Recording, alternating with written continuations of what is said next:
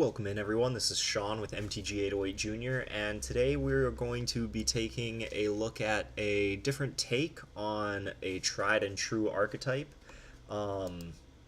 This particular archetype is red-green energy, and Naya has been playing red-green energy for almost a full year now. He started playing our tournaments back in February, and I think 90% of the tournaments he's played this red-green energy deck. So we did an individual deck tech on his list. You can check out that video. We'll put a link to it in the description.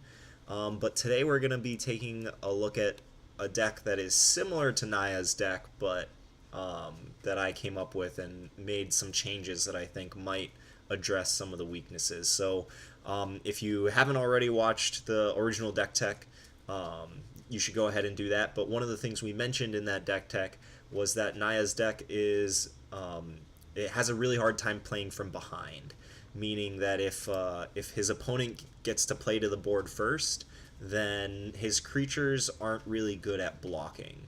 Aether Stream Leopard, Thriving Rhino, Riparian Tiger, Emberhorn Minotaur, Nephcrop Entangler, like none of these creatures are great at blocking. They have effects that let them attack very well, but not block. So one of the ways that I think the deck might be able to address that is by changing the color a little bit. So instead of playing red-green energy, this list right here is green-black energy. So there will be links to this page in the description if you want to take a look at the list yourself, but we're going to switch over here to Magic Online to take a look at the deck. I really like looking at the curve of the deck, as you know. So a lot of the decks that I've been posting lately have had a lot of the same cards in it, namely Honed Khopesh and Inventor's Goggles. And while those cards are very strong, they are not the only winning strategy in the standard Pauper format, and I think that this deck is a great example of that. So this deck just plays almost all of the green-black cards that make energy, right? Aether Poisoner, Thriving Rats, Die Young gives you a little bit of removal, Thriving Rhino makes energy, Aether Stream Leopard makes energy, and Riparian Tiger up at the top of the curve makes energy. Attune with Aether as well. So the deck just makes a ton of energy. It has a ton of ways to use energy, and all of the ways to use the energy, except for Die Young, require your creatures to be attacking. So this deck also wants to be on the aggressive, but it doesn't necessarily need to play from behind in the sense that it needs to start blocking, because mostly of this card. So Cartouche of Ambition might be the best black card in the format right now. It shrinks an opposing creature, makes your creature slightly bigger, and it also gives it lifelink.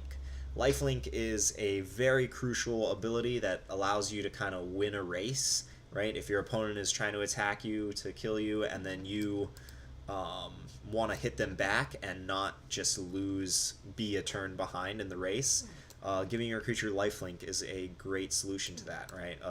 It would make Riparian Tiger a 7/7 trample lifelinker, right? Thriving Rhino can get huge as well.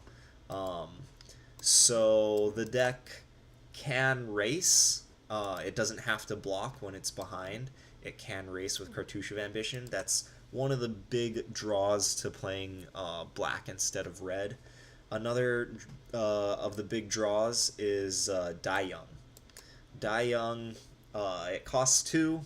You make 2 energy when you play it, and then target creature gets -1/-1 for each energy that you pay into Die Young. So you can give a creature for sure -2/-2, and then maybe give it, if you spend more energy, you can kill something that's bigger, right? If you go turn 1, or if you have an Attune with Aether, or just 2 energy lying around from some energy guy that you played and it died before you could use the energy, Die Young is a great way to kind of use up that energy. Looking at the rest of the deck, Aether Poisoner uses energy when attacking. It's also a fine blocker. You can play it on turn 2 and block and just save the energy for one of your later dudes to use. Thriving Rats is a pretty embarrassing creature if you don't get to attack with it, but if you do get to attack with it, you know, a 2/3 for 2 is pretty solid. Thriving Rhino just keeps getting bigger. Aetherstream Leopard has trample. Riparian Tiger has trample. And the last creature, which doesn't make energy, but which synergizes with a lot of the cards in the deck, is Quarry Hauler.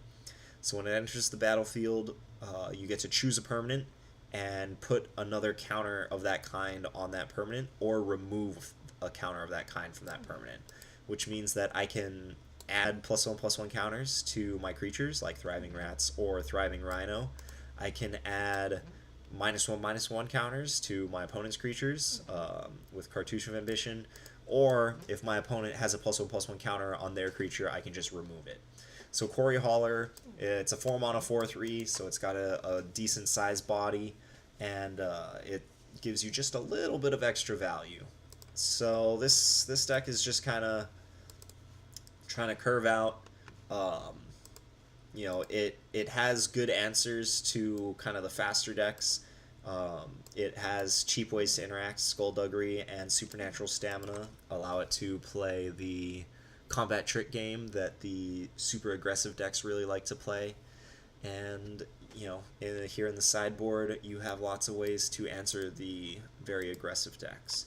One of the best, I think, reasons to be green is Dissenter's Deliverance. So this card destroys an artifact for only 2 mana. This is the second cheapest way to kill an artifact, the first being Fragmentize, which is in white. It only costs 1 white.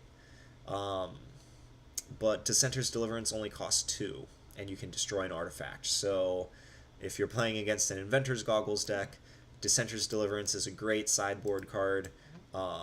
You can kill their Inventor's Goggles in the middle of combat, throw off combat math, and Dissenter's Deliverance will get you there. Same with Skullduggery. Get a little bit of life gain and extra energy production with Puzzle Knots, and some card draw with Live Fast. So a solid sideboard. This is just another take on, you know, trying to play a slightly bigger deck, right? Playing 4-drops and 5-drops, not as many 1-drops, just trying to curve out and you know, play some sweet creatures. So if that's your thing, if you're into playing big giant green creatures, you may want to try this deck out, or as we mentioned earlier, check out Naya's version of the deck. He's playing red-green, so check out both of them. If you enjoy this content or just like learning about Standard Pauper, check out our Patreon. You can become a contributor for as little as $1 a month, and you'll get a sticker mailed to you. We will be starting question and answer sessions shortly, where anyone will be able to watch it, but only patron contributors will be able to ask questions, and you will have access to our monthly expenditure reports. So every little bit helps, and so if you appreciate the content that we create, or just want to support Youth Magic on Oahu, please consider becoming a contributor. And may those Standard Pauper decks continue to brew. Thanks for stopping by. Catch you next time.